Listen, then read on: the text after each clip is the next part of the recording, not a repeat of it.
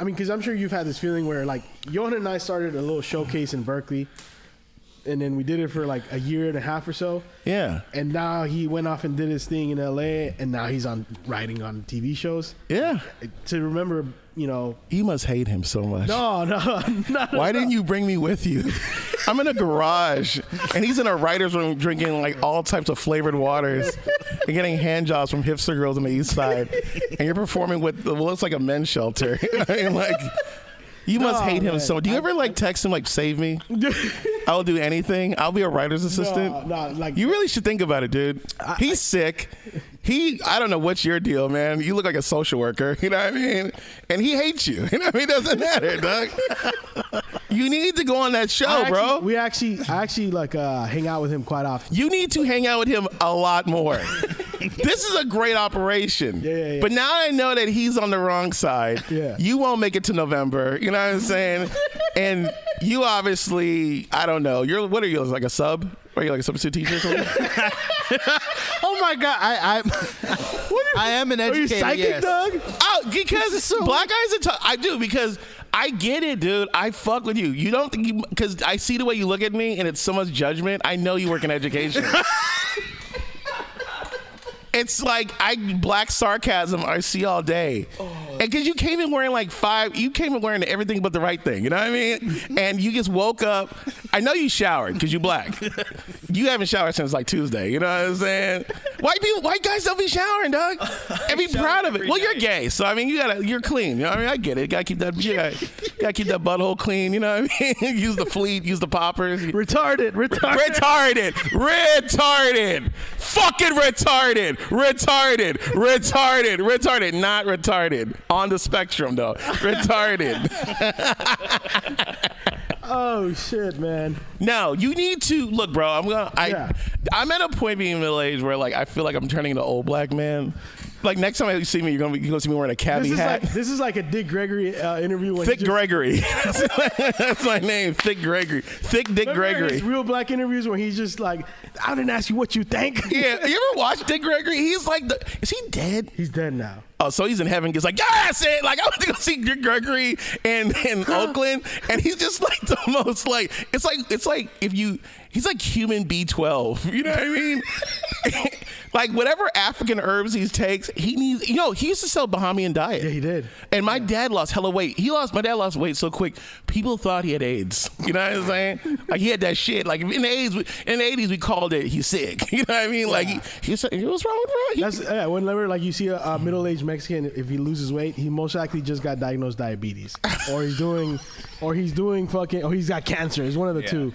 Like what really? What kind of? Because middle-aged Mexicans don't just lose weight. So if I saw Rudy Ortiz lose hella weight, I'd be like, Rudy's probably got colon cancer. Right. Yeah, exactly. He's got colon cancer. If Mexican middle-aged or crack healthy, yeah, you're always like, first thing is what's wrong with them? Yeah, what's wrong with him? I feel like Mexican crack is probably spicy. It's got tahini on it or something. You know? Like lime. He squeezes lime on it on the pipe. He's like, hey, hold on. Like, I like to take a little lime. I put it around the rim. It's funny you said Rudy because I was just with him last night. Of course you were. Thick Mexicans gotta stick together, dog. We guys at the Improv. You guys were out there riding around, listening to Lighter Shade of Brown or something. There's beef right now with the Latino comedies. What? Wait a minute, dog. You need to. This is the clip. You're following that whole George Lopez thing, right? I saw a clip this week that a guy, I forget his name, talked Barboza. about. Did he? And he said, no. It was Steve Trevino. And then the Steve Trevino clip. Yeah, I just saw that too. That fuck. Well, yeah, because you love gossip. You know what I mean? I get it. You know what I mean? Your people like, okay. You know what I mean? So Steve Trevino is saying that it's my duty to help out the other guys coming up. Yeah. And George Lopez like, I don't think you should look out for yourself. Because he's known for not wanting to help other Mexican comics. Really? That makes sense because I never saw him, but I would look at the post from his tours. Yeah. And he always had like a mixed group.